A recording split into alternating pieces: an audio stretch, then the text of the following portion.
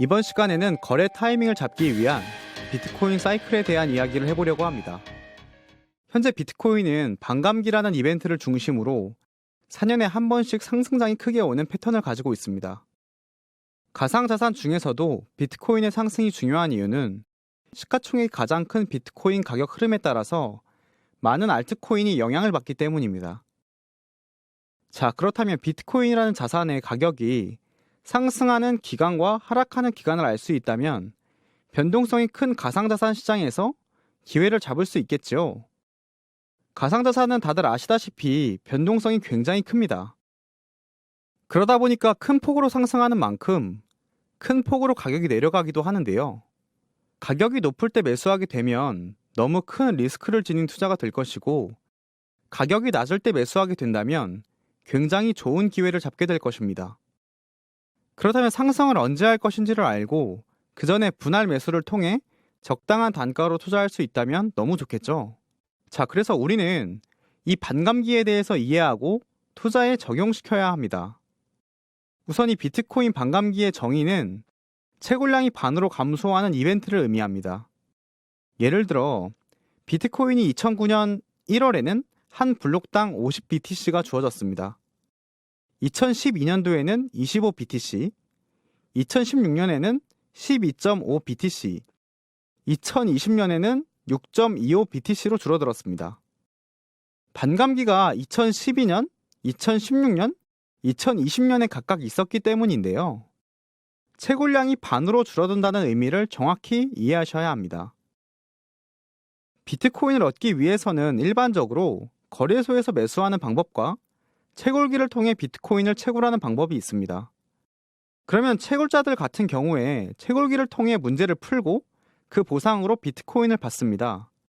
그 보상이 한 블록 단위로 주어지는 상황에서 반으로 줄어든다면 어떻게 될까요? 시장에 나올 수 있는 비트코인의 양이 반으로 감소하게 되는 겁니다. 즉, 채굴량이 반으로 줄어들어 공급이 줄어들다 보니 비트코인이라는 자산이 점점 희소해지게 되는 겁니다. 그런데 이런 상황에서 만약 수요까지 증가하게 된다면 어떻게 될까요? 그러면 당연히 그 자산의 가격은 올라갈 수밖에 없겠죠. 즉, 비트코인을 가지고자 하는 사람들은 늘어나는데 점점 비트코인이라는 자산의 채굴량은 줄어드니까 가격이 올라갈 수밖에 없는 겁니다. 이 가격 변화가 반감기 이후에 1년에서 1년 반 동안 이어지는 경향이 있어 왔어요. 그래서 반감기 전후로 가상자산 시장이 저점을 형성하는 경우가 많았습니다.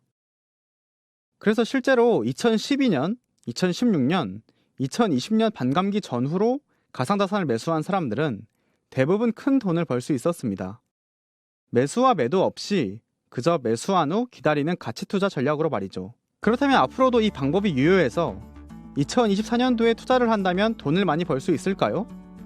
네, 저는 가능하다고 생각합니다.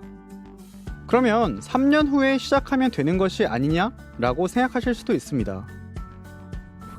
저는 이게 가능하다고는 생각하지만 정답은 아니라고 생각합니다.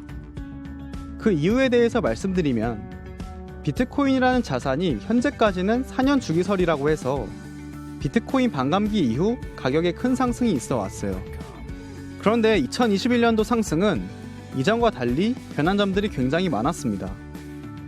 2017년도 상승장을 일반 투자자들, 즉 개미 투자자들의 힘으로 가격이 상승하였다고 많은 사람들이 이야기하는 반면 2021년도는 기관 주도의 상승장이라고 말할 정도로 많은 기관 투자자들이 관심을 가지고 투자에 참여하고 있습니다.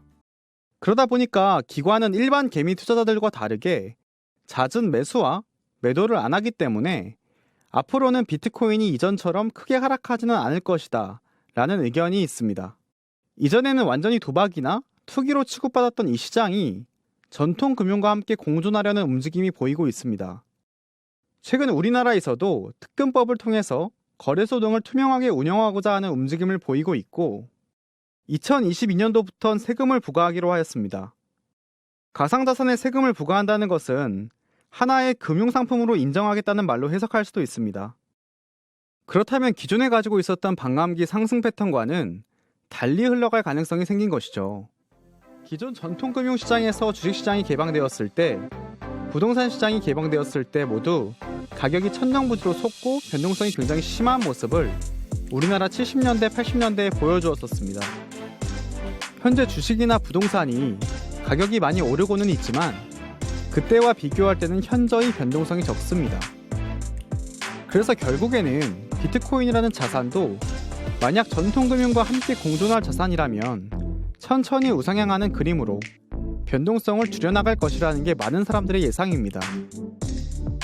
자, 그렇다면 비트코인의 변동성이 아직까지는 심한 현재, 앞으로의 가격이 정확히 언제 어떻게 오를지는 알 수 없지만 변동성이 작아지기 전까지는 어느 정도 기회일 수도 있지 않을까?